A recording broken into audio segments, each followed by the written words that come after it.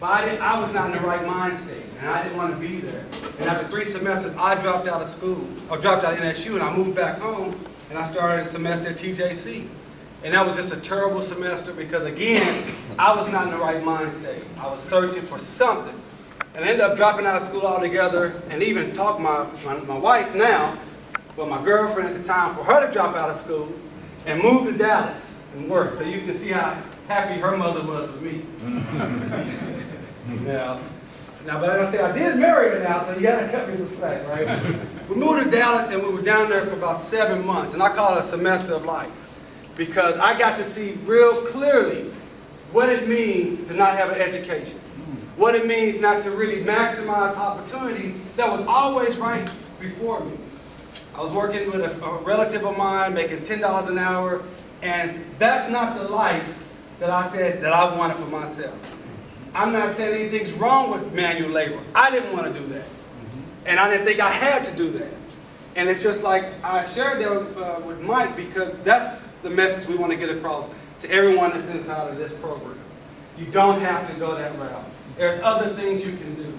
You know, a college graduate makes $1 million more than a high school graduate. And that was back in 1995. Today, if you do not have an education, you have no shot, really, of competing in this global world. We're competing with billions of people around the world, and we have to have education. We have to understand how to access information, and that's why this group is so important, and I'm so excited to be a part of it. The foundation's been laid with Mike and his enthusiasm and the other mentors.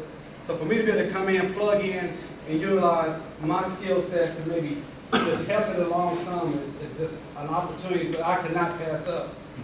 I came back to TCC after I graduated, after I left Dallas. I graduated with an associate degree in history. I went on to the University of Oklahoma. I walked on to the football team and earned a scholarship and earned to play, which was a real blessing.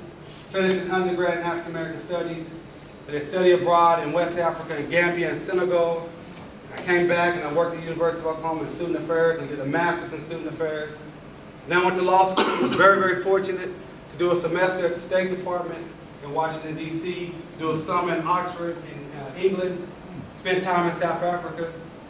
And when I graduated law school, I worked at the University of Oklahoma as a professor of African American Studies, and then I started my own practice here in Tulsa. And I've been doing that for 7 years, doing a lot of consulting around the nation, been involved in a lot of great cases. But my heart is students. My heart is making sure that you are informed, inspired, and empowered to seek, find, and maximize every opportunity you have.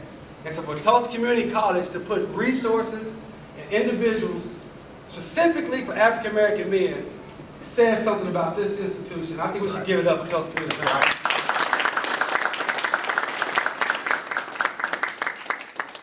So again, Mike, I appreciate it. Kevin, I appreciate it. Thank you. I look forward to working with all of you. Again, I just want to be a part of the team. As he said, I want to be a part of this dream team. I want to see, I saw Greg, just been in their research on the group, and I saw Greg from a news story. And he talked about how Michael Singleton told him, just keep it moving forward. Just keep it moving forward. And I guess that's what I want to say as I sit down. Let's keep moving it forward. Thank you. All right.